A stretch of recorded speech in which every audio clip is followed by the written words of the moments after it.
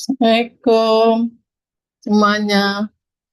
Dalam Bu, Selamat Sabtu, sehat ceria, bahagia semua. iya ini Nah, sambil makan Indomie dulu ya. kok makannya Indomie? Dingin-dingin Bu, Oh iya iya lagi dingin di benar-benar sini. Bandung ya. Oke. Kita mulai 2:10 ya Mas Andi. Nunggu teman-teman dulu.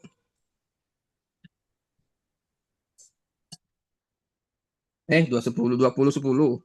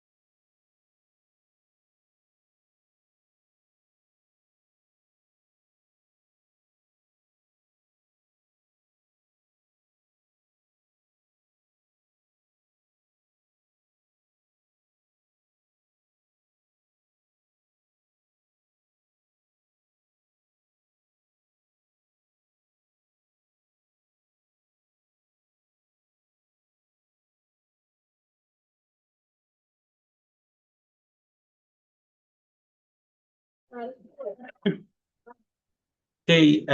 baik. Assalamualaikum warahmatullahi wabarakatuh dan selamat malam Bapak dan Ibu sekalian. Malam, Pak. Baik, Alhamdulillah malam hari ini kita diberikan kesehatan dan kesempatan sehingga kemudian bisa berjumpa di ruang maya ini untuk kegiatan rutin Jumat malam seperti pekan-pekan sebelumnya. Baiklah, sebelumnya perkenalkan nama saya Andi Rahmat Saleh. Saya ngajar di UNM. Background saya adalah pendidikan biologi dan sekarang ini Mas Harto adalah co-promotor dua saya. Oke, baik. Untuk malam hari ini, seperti dengan file yang sudah saya sebarkan di grup. Ini adalah artikel yang saya akan eh, bahas dan ceritakan sepemahaman saya untuk malam hari ini. Judulnya adalah Asking for Help Feels Like a Weakness, Factors Shaping First Year Student Expectation of STEM Course Office Hours. Um, Pertama, kenapa saya ambil artikel ini? Karena yang pertama menurut saya judulnya menarik. Saya suka dengan judul-judul yang seperti ini, asking for help. Jadi ada hal yang lain yang disampaikan dibandingkan dengan judul-judul yang biasa. Kemudian eh, setelah saya lihat pun ini ternyata juga penelitiannya menarik karena salah satunya adalah dia menggunakan penelitian longitudinal, artinya adalah penelitian yang lama dan ini dilakukan selama 1 tahun. Jadi penelitiannya 1 tahun dan terbitnya pun ini saya lihat adalah memakan waktu sekitar prosesnya hampir 1 tahun juga sampai kemudian terbit di jurnalnya ini. Nah, kemudian untuk secara struktur sendiri, mengikuti format dari jurnalnya, seperti yang Bapak dan Ibu bisa saksikan di layar, ataupun yang telah Bapak dan Ibu sekalian baca, untuk bagian abstrak ini jurnalnya sepertinya meminta untuk modelan seperti ini. Jadi dia dibagi-bagi menjadi background, results, and conclusion. Jadi tidak yang hanya dalam format biasa yang hanya satu paragraf, ini dibagi-bagi. Nah, kemudian untuk secara detailnya, backgroundnya itu menyajikan tentang latar belakang beserta dengan eh, tujuan atau questionnya, pertanyaannya. Nah, walaupun di sini dia hanya menuliskan dua, tapi nantinya di dalam artikelnya itu lebih detail menjadi 4. Kemudian di backgroundnya ini juga sudah menjelaskan tentang eh, si longitudinal series, jadi sudah masuk ke dalam sekitaran metodenya dan selanjutnya adalah dilanjutkan dengan hasil untuk keempat research questions-nya dan kemudian disertai dengan kesimpulan dan terakhir adalah keyword. Nah, selanjutnya untuk bagian introduction sebagai pengantar, seperti halnya dengan artikel-artikel pada umumnya, bagian pertama ini dimulai dengan pengertian, penjelasan tentang office hours. Nah, oh iya, ini juga salah satu hal yang membuat saya memilih artikel ini karena ketika judulnya menyampaikan tentang office hours, saya itu awalnya agak bingung apa ini ya, office hours, jam kerja. Nah, setelah membaca tambah bingung, akhirnya tanyalah ChatGPT apa itu office hours dan ya pada akhirnya dapat lumayan pemahamannya bahwa office hours itu adalah waktu di luar kurs kuliah yang disiapkan oleh dosennya untuk eh, mahasiswa boleh datang untuk bertanya, berkonsultasi, berdiskusi atau apapun itu ceritanya. Jadi waktu lain selain jam kuliah dan ini eh, bebas, bisa tergantung dari instrukturnya mau mau ada waktu spesifiknya, jadwalnya, ataupun by an appointment. Nah, di sini bagian awalnya office hours-nya menjelaskan tentang apa itu office hours selama sebanyak satu paragraf, disertai dengan apa manfaatnya si office hour, dan kemudian ditambahkan juga tentang kira-kira apa hambatannya dari office hours ini. Jadi uh, introduction-nya dimulai dengan pengertian beserta dengan plus minusnya lah kira-kira tentang office hours.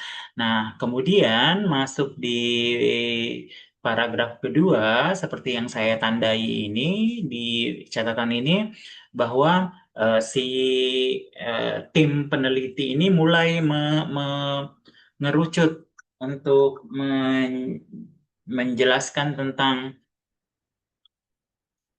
eh, eh, mau ke mana arah dari penelitian ini. Maaf sebentar Bapak dan Ibu.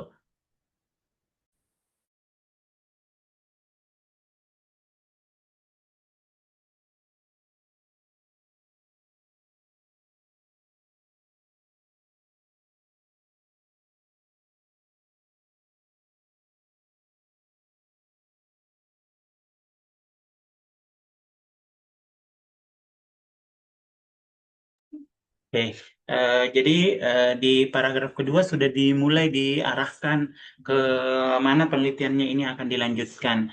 Nah, ini bahwa eh, eh, penting nih untuk diteliti lebih detail apa yang menjadi motivasi dan penghambat untuk mahasiswa yang dalam mata kuliah terkait STEM mengikuti office hours, dan kemudian disajikanlah bahwa ada gap yang cukup besar pada literatur terkait dengan office hour ini. Nah, sudah ditampilkanlah macam-macam hasil dari bacaan penelitian sebelumnya terkait dengan office hour ini.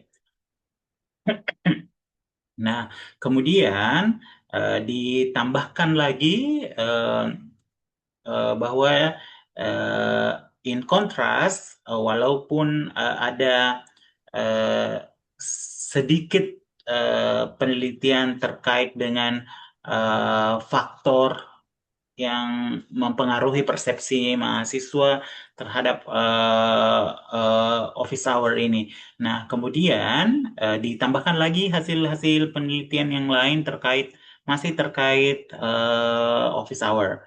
Nah, kemudian dia simpulkan bahwa uh, uh, walaupun bukan walaupun sudah ada sedikit, dan kemudian keterbatasan dari penelitian-penelitian tersebut. Nah, ada beberapa alasan yang disampaikan, misalnya adalah konteksnya lebih ke eh, universitas yang eh, besar, research intensive universities, dan sebagainya. Nah, kemudian eh, ada lagi bahwa banyakan di apa computer science, bukan yang terkait dengan life science atau STEM. Nah, kemudian disampaikanlah bahwa eh, karena hanya sedikit dan kemudian masih ada celah yang muncul dari situ.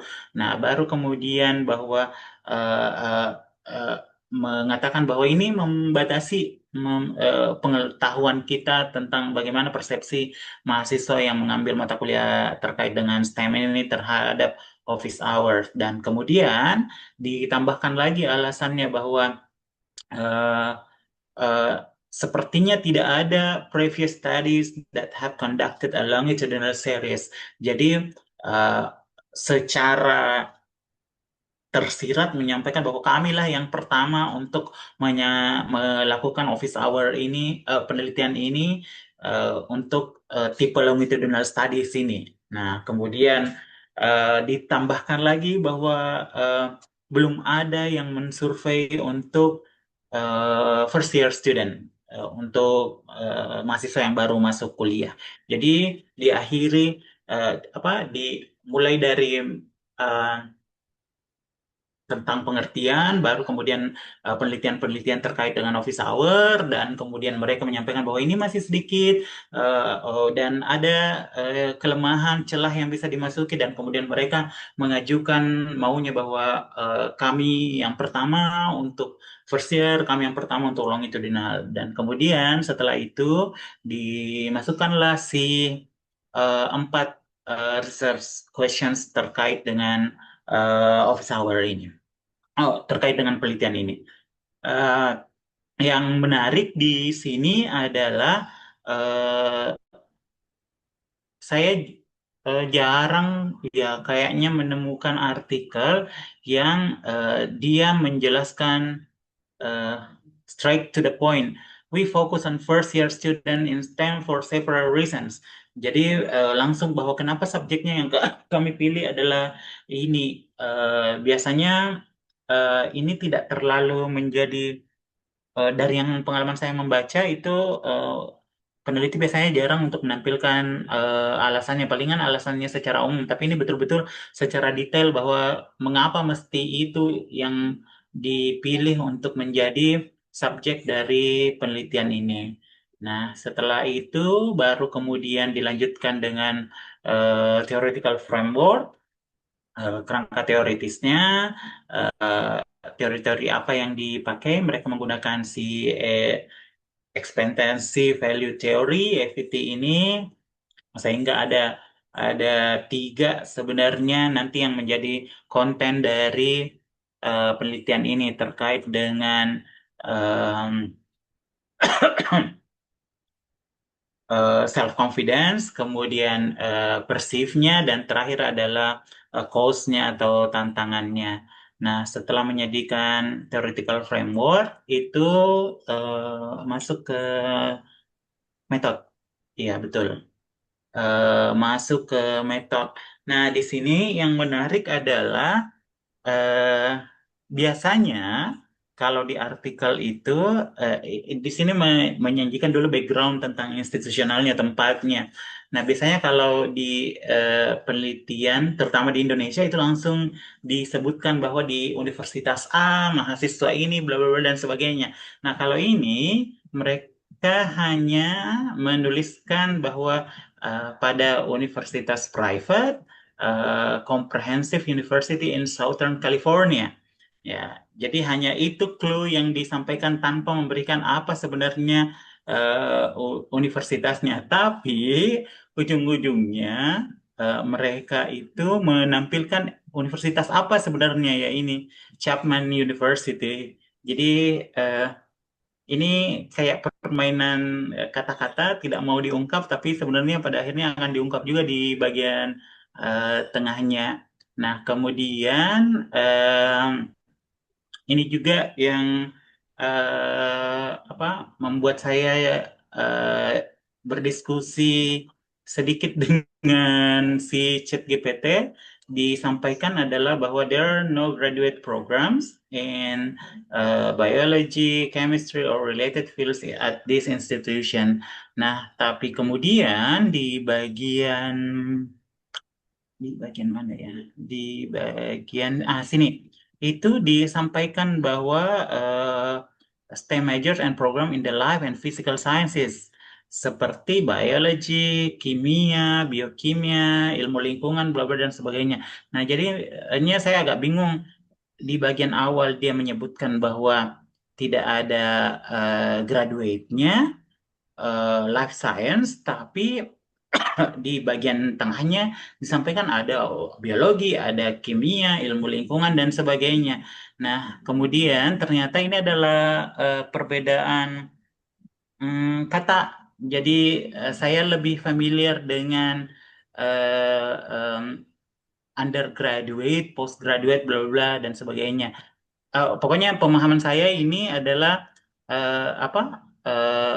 Menurut saya ini adalah S1. Nah, ternyata di sistematikanya di sini ini adalah untuk postgraduate. Jadi tidak ada, maksudnya adalah tidak ada kelas, tidak ada program pasca sarjana untuk biologi, kimia dan sebagainya. Mereka hanya ada S1-nya.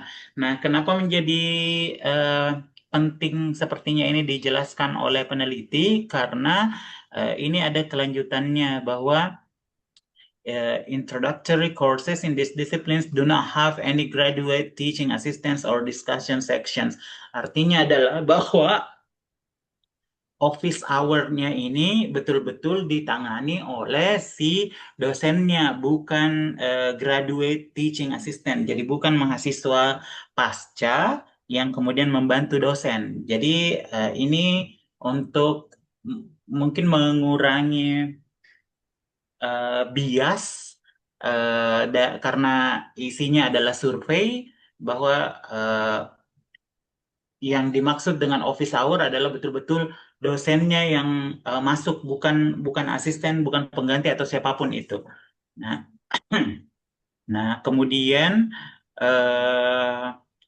disampaikan juga di sini bahwa sudah ada sebelumnya penelitian tentang office hour pada Universitas Chapman University ini. Jadi di sini dijelaskan tentang konteks universitasnya, institusinya. Nah, setelah itu dilanjutkan dengan cerita tentang surveinya.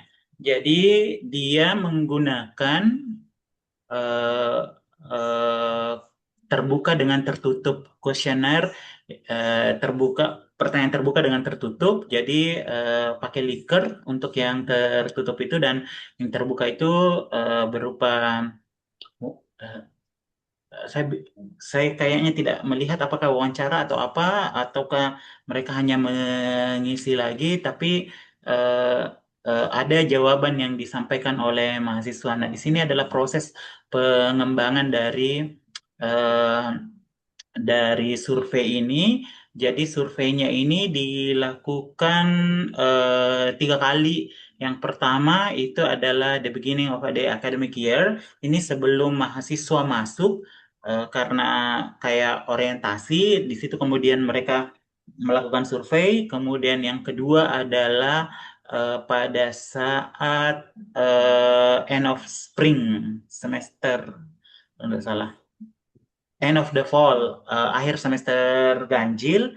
Nah, kemudian karena hasilnya menunjukkan bahwa kurang yang kayaknya mengisi, maka diulang lagi di first month spring semester, jadi di awal semester genap. Dan terakhir adalah akhir dari semester genap ini.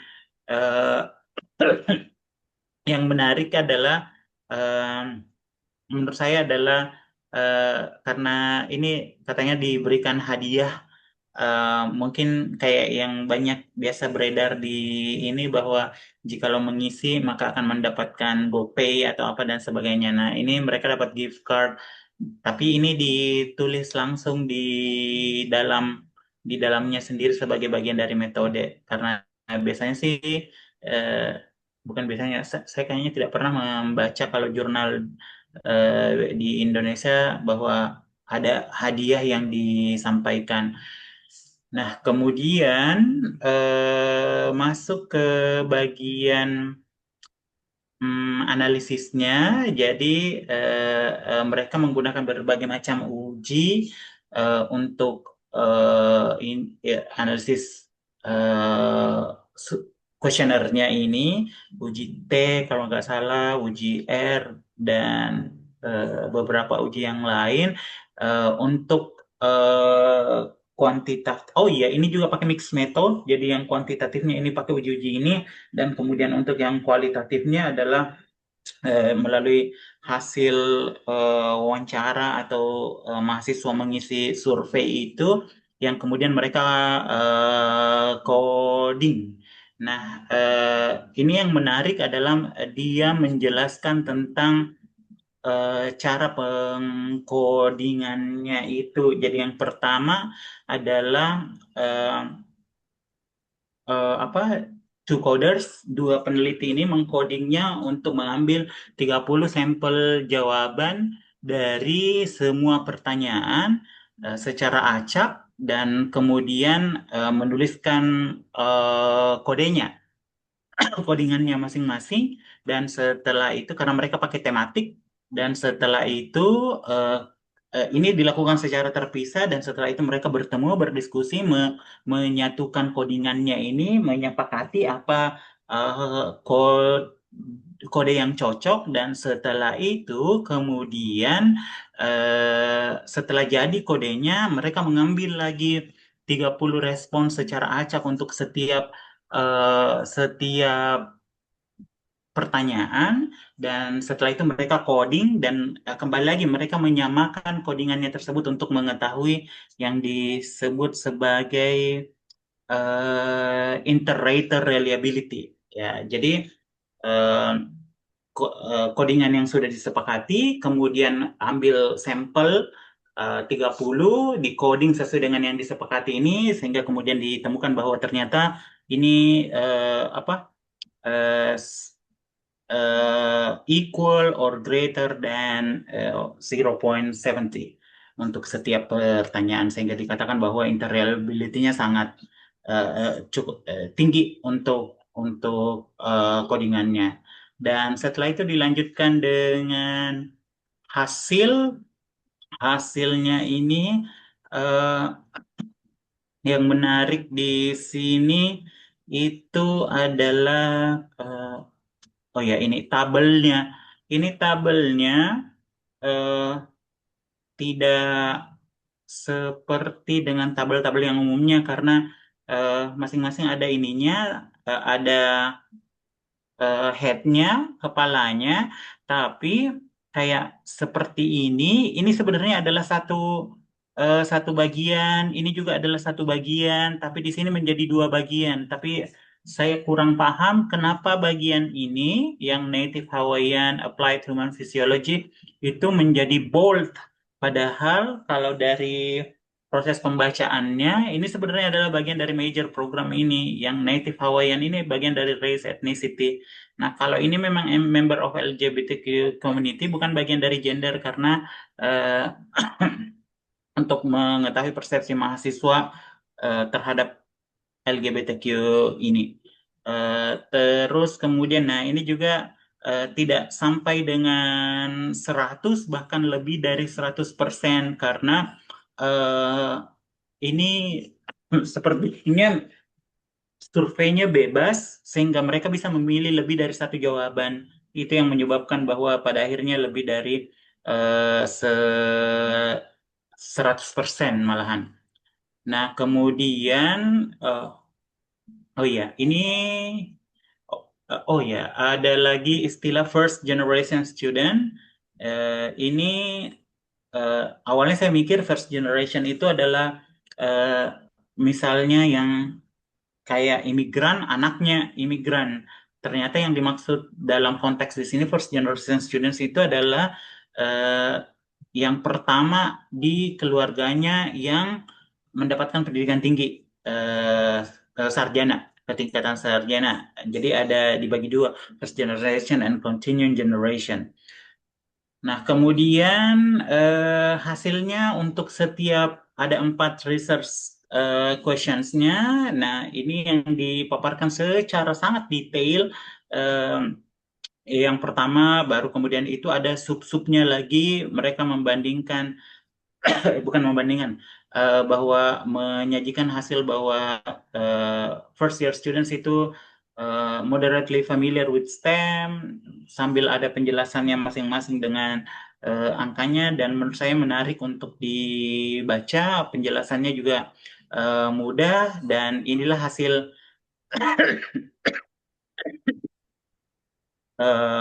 dari persepsi mahasiswa STEM ini terhadap office hour, terkait dari teori VET itu, expectation, value dengan cost-nya, EVT, expectation, value, and cost. Apa lagi ya? Oh, terus kemudian masih menyajikan hasil terkait dengan pertanyaan pertama, ada clue-cluenya, majority menyajikan positive feelings, dan kemudian oh iya, dia juga menyajikan hasil yang di luar dari mayoritas, karena makanya disampaikan sebagai in contrast, karena ini terkait dengan feeling. Jadi ada positif, negatif, dan kemudian, nah ini yang terakhir ini yang menarik kan, ya dia pun juga menuliskan interestingly, bahwa ternyata responden itu tidak hanya berada dalam kategori positif dan negatif persepsinya terhadap office hour ini, tapi ternyata ada juga mahasiswa yang coded with both positive and negative feelings. Jadi beberapa bagian dia merasa hal yang positif, tetapi juga ada hal negatif yang disampaikan. Jadi makanya juga disampaikan bahwa ini menarik. Eh, eh, di dalamnya juga sambil membandingkan antara first generation berdasarkan statusnya, gendernya, dan sebagainya. Jadi kelompok-kelompoknya itu tetap dimasukkan ke dalam setiap hasil ini. Itu kemudian apalagi ya, masuk ke research question 2-nya yang terkait dengan perubahannya, karena makanya di longitudinal, karena melihat bagaimana perubahannya uh, dari familiaritas dan harapannya terhadap office hour ini. Ini yang di coding kalau nggak salah. Terus kemudian apa ya? Ada perasa yang menarik itu di bagian iya ini di pertanyaan keempat terakhir, yaitu perbedaan persepsi antara mahasiswa tahun pertama dengan tahun kedua. Karena ternyata ini mengungkap bahwa ada beberapa hal yang disampaikan oleh terutama mahasiswa di tahun kedua yang tidak ditemukan sama sekali di tahun pertama. Nah, ini dia. Misalnya adalah bahwa pertanyaan kenapa apa yang akan membuat mereka ikut atau tidak ikut dengan office hour ini. Nah, jawaban yang muncul di tahun kedua itu karena mereka lebih memilih ke other resources such as uh, turning to friends or online sources. Jadi dibanding bertanya ke dosennya atau masuk dalam office hour ini, mereka lebih memilih untuk hal yang lain. Nah, itu yang tidak ditemukan di respons mahasiswa tahun pertama. Kemudian juga ada penjelasan tentang bahwa ini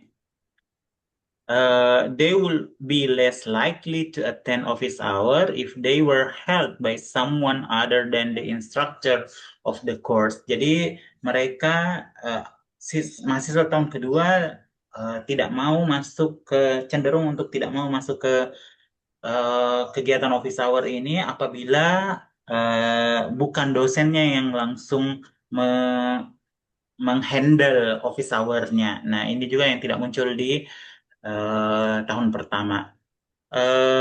Dan untuk discussion-nya sama dengan yang pada umumnya, membandingkan antara penelitiannya dengan hasil-hasil penelitian sebelumnya. This rate of attendance inconsist with past studies. Ya, seperti itu. Oh ya, dan yang menarik juga ini, kalau menurut saya adalah di bagian ini selalu disampaikan bahwa self-report. Ada beberapa kali kata self-report ini muncul.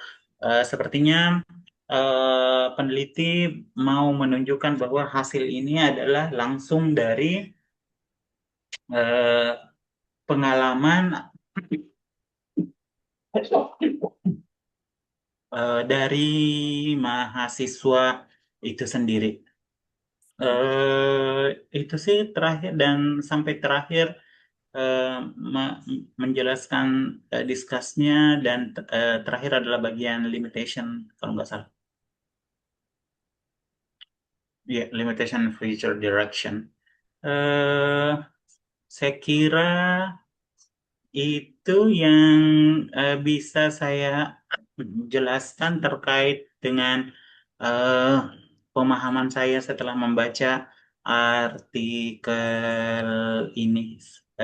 Sehingga mungkin ada hal yang berbeda dari Bapak dan Ibu sekalian setelah membacanya atau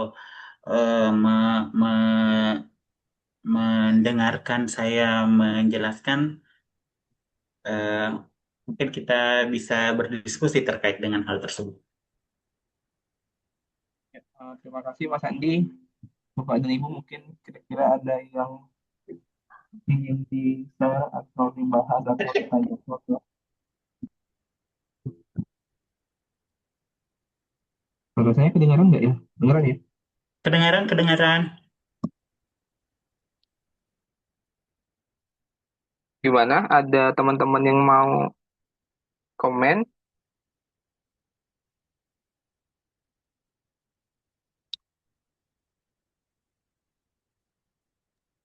Saya Mas Sarto. Oh iya, silahkan Ibu. Kedengaran ya suara saya? Iya,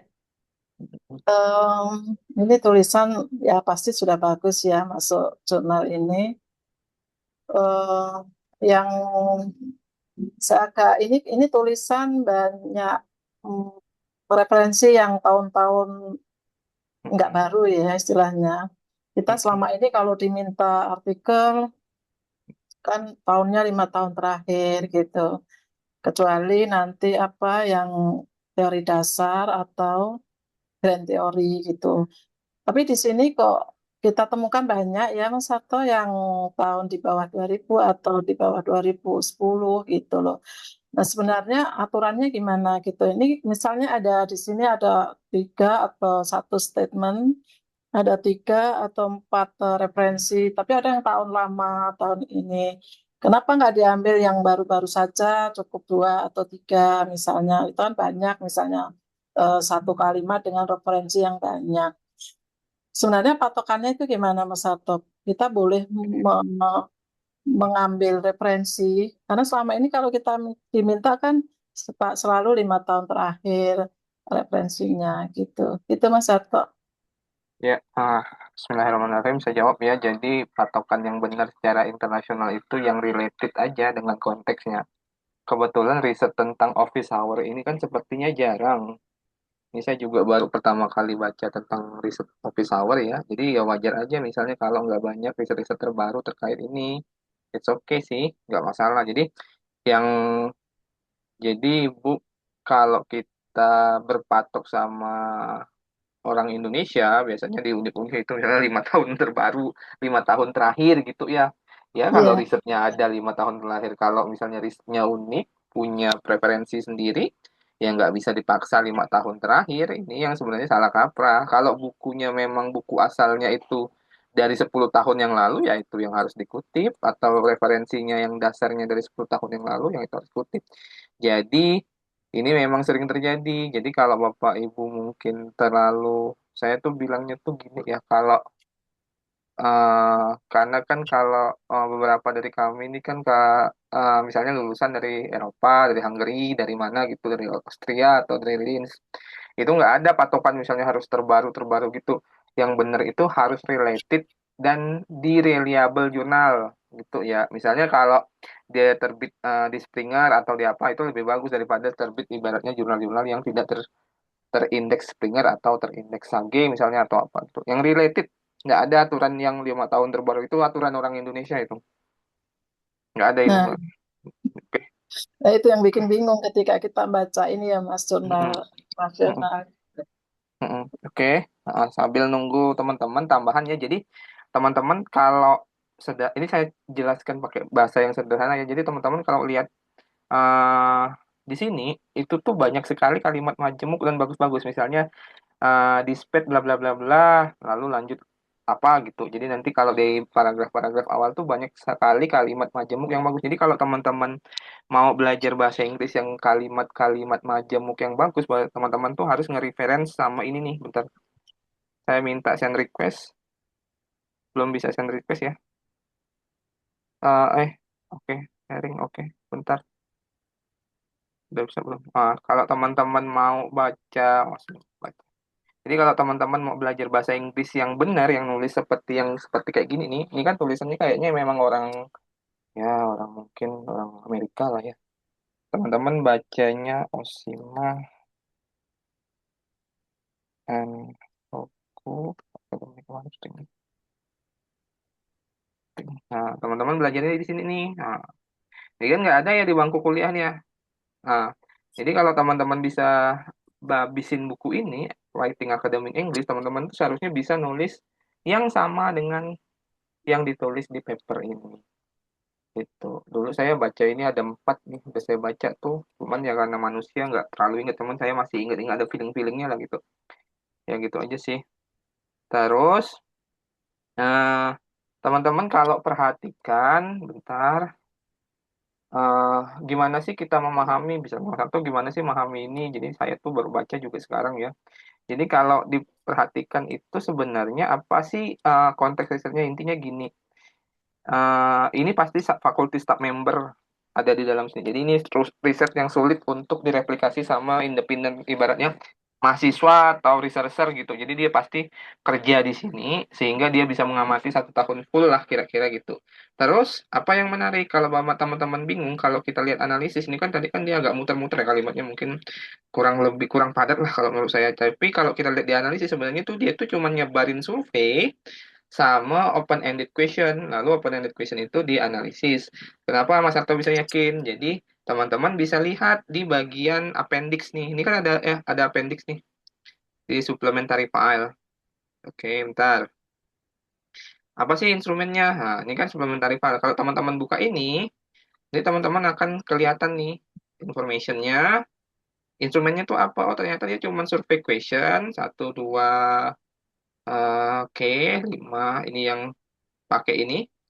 Pakai Likert scale, ini yang open-ended question. Lanjut, ini ada demographic information, lalu diulang lagi, question kedua, ada yes or no question, pakai Likert scale, lalu ada open-ended question, ini pakai Likert scale, nih kalau misalnya strongly agree, agree gitu, juga scale nih. Ini juga Likert scale harusnya. Terus ini Likert scale, terus ini open-ended question yang pertanyaannya sifatnya misalnya nggak ada pilihannya seperti yang ini. Please explain your reasoning for the question. Bla bla bla bla bla.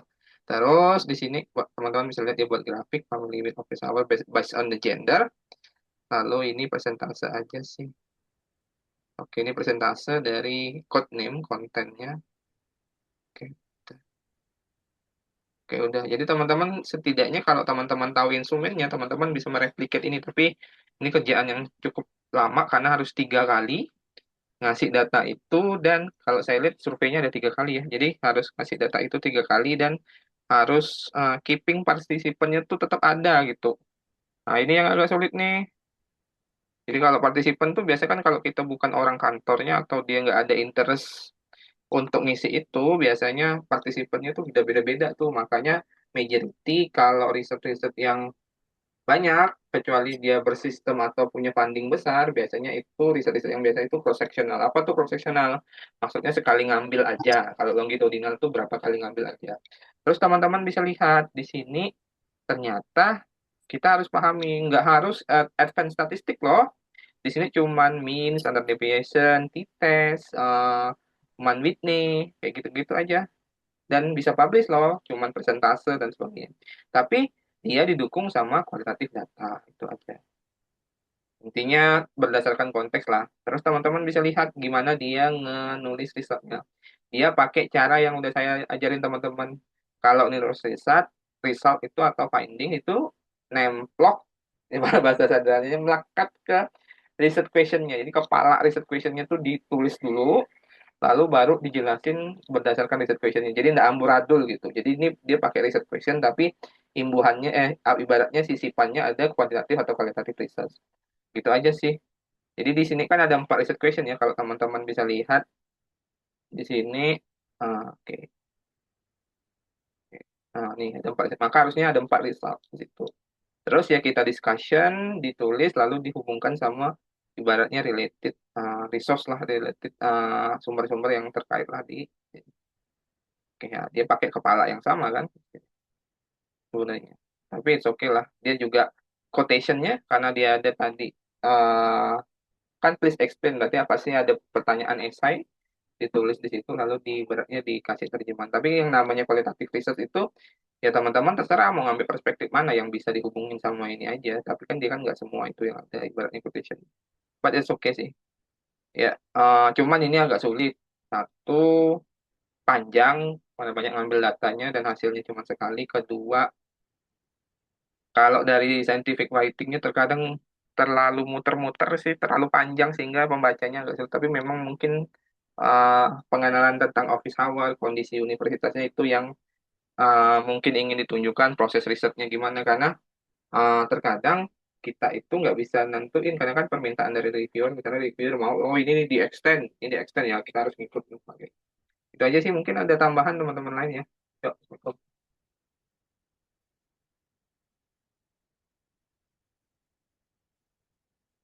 Ada lagi nggak?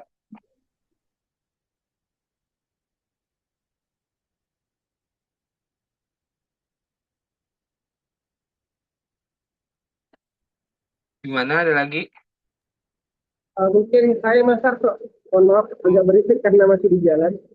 Oh iya, silahkan Mas Fari. Ya, ya.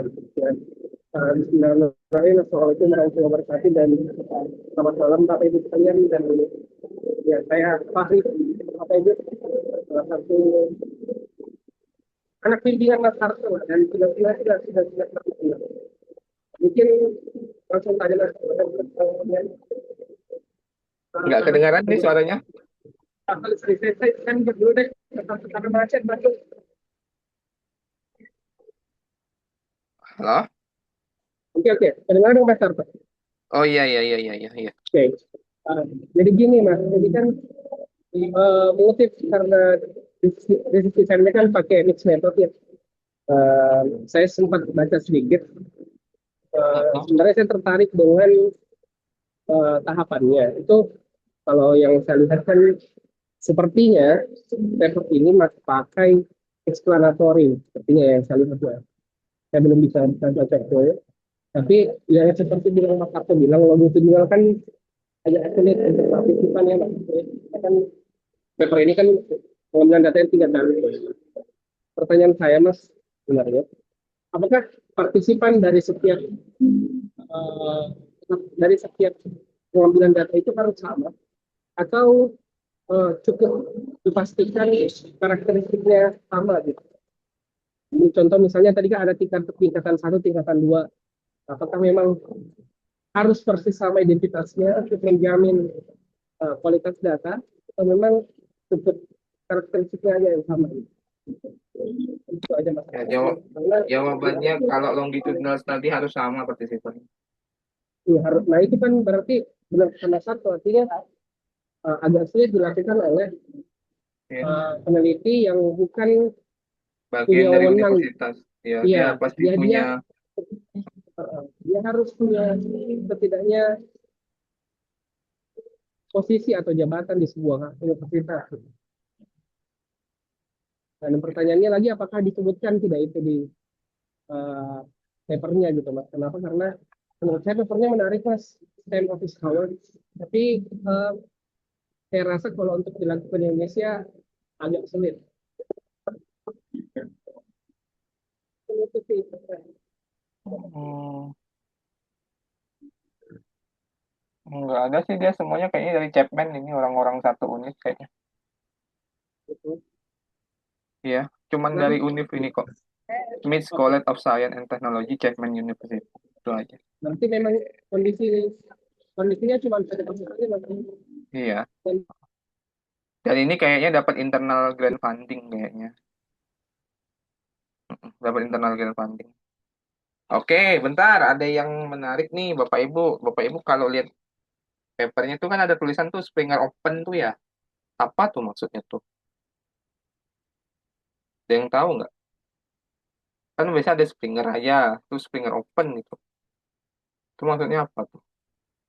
Kalau pandanganku sih Mas, apakah kontennya itu open access mau gitu Mas? Iya pastilah. Maksudnya gimana tuh? Apakah kalau open access atau maksudnya berarti harus gimana tuh? Apakah bisa tidak berbayar atau harus berbayar? Harus bayar. Harus bayar ya, Tidak bayar, kata open access. kata Iya. kata Andri harus berbayar ya. Siap Mas Gimana? Andri, siap. Ada yang kasih jawaban lain? Apakah datanya harus open Mas? Kayak biasa kita ngurus data. Ini datanya nggak associate sih, tapi mungkin bisa diminta sama. Jadi ya, ini sepengetahuan saya ya, cuman ini saya cek lagi. Jadi, oke.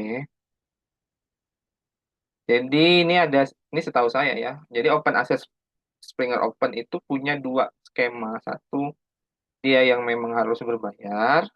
Kedua, biasanya open tapi nggak berbayar karena ada institusi yang mendanai jurnal itu. Jadi simpulannya, walaupun dia Springer Open harus dibaca dulu Open Access and Funding, tapi di sini case-nya dia harus berbayar ya. Tapi bukan berarti berdasarkan yang pengalaman saya ya melihat Springer Open, bukan berarti Springer Open itu harus bayar. Biasanya ada institusi yang memfunding itu supaya itu jadi gratis atau subscribe lah. Atau tetap open, tetap open tapi kita nggak bayar apa-apa gitu aja. Tapi in case ini dia berbayar. Oke, ada lagi teman-teman. Ya, mungkin ini konteksnya bagus ya, tapi sulit direplikat untuk kita yang misalnya researcher yang ibaratnya nggak ngatur univ, nggak selalu di univ. Tapi kalau orang di universitas yang kerja di univ itu dan punya kontrol untuk melakukan longitudinal minimal 2 sampai 3 kali data collection sih bisa. Dan longitudinal studi ini punya possibility untuk publish lebih tinggi dibandingkan cross-sectional. Cross-sectional. Itu aja sih. Ya, ada lagi. Kalau enggak, tinggal 6 menit. Gimana, Mas Andi? Ada komen lagi nggak?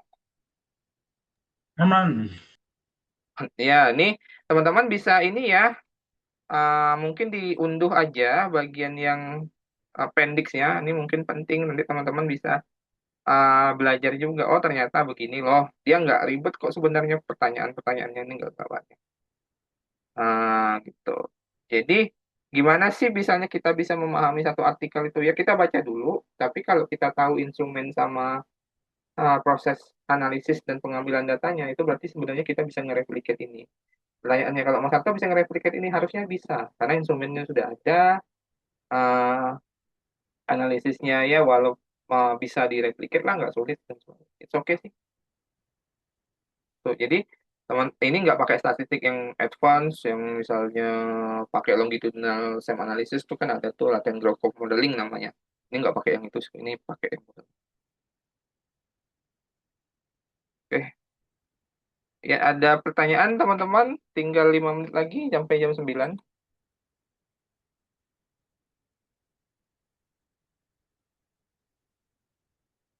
Tuh, ya, bentar, lanjutnya siapa ya? Oh iya, Mas Chandra ya. Kita ingat. Oke, nggak ada sih. Ya, cuman kita dapat insight baru ya. Jadi kita dapat, oh ternyata kalau office hour itu mungkin jam di luar jam kos di mana student itu bisa konsultasi lah sama lecturenya gitu aja sih. Itu ada possibility untuk mengukur itu di STEM student. Udah,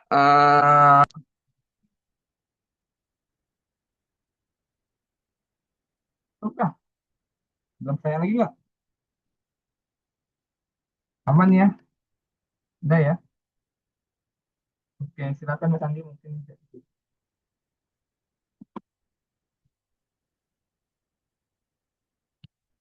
Tutup lah. Udah, nggak usah lama-lama, tutup. Halo, Assalamualaikum. Bisa ditutup nggak? Mas Andi boleh ditutup, mungkin yang buka sekaligus yang tutup. Soalnya nggak kedengeran. Oh, alah. Ya mungkin bisa ditutup. Oke, baik. Terima kasih Bapak dan Ibu sekalian atas waktunya dan kita sudah membaca bersama terkait dengan artikel ini dan semoga ada hal bermakna yang bisa kita peroleh dan bisa kita manfaatkan. Saya kira cukup untuk malam hari ini. Terima kasih dan sehat selalu semua Bapak dan Ibu. Terima kasih. Assalamualaikum warahmatullahi wabarakatuh. Terima kasih Waalaikumsalam, Mas makasih. Arif. Jadi jangan lupa di upload ya. Oh iya Mas, sekalian ya nanti ya.